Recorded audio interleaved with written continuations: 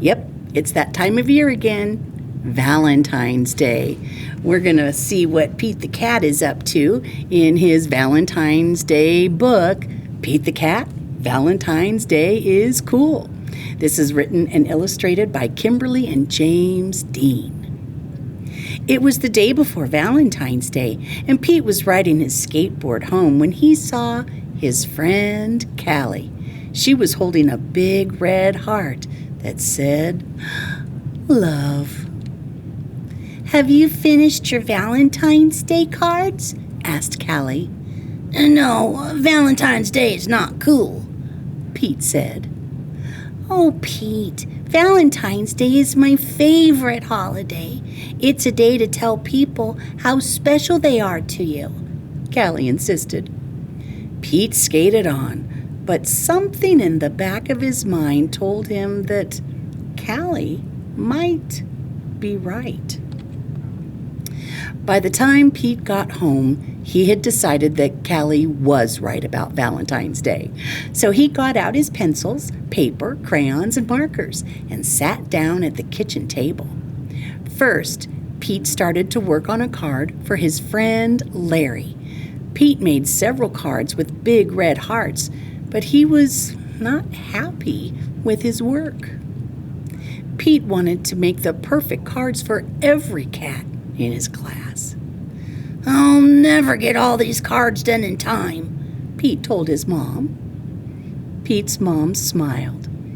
"Just do your best," she said. "Just tell Larry why he is cool. There is something cool about every cat."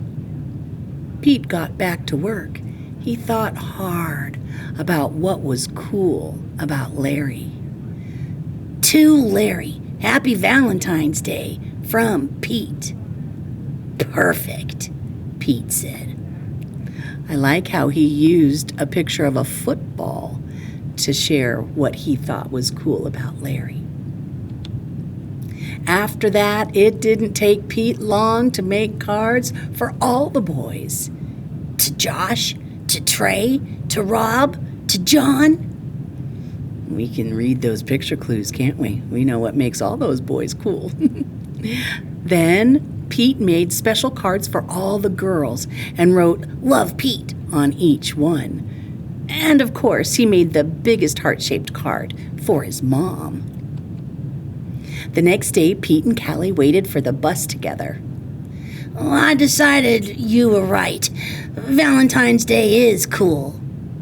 "That's awesome," Callie said. "By the way, I am having a Valentine's Day party at my house after school, if you want to come."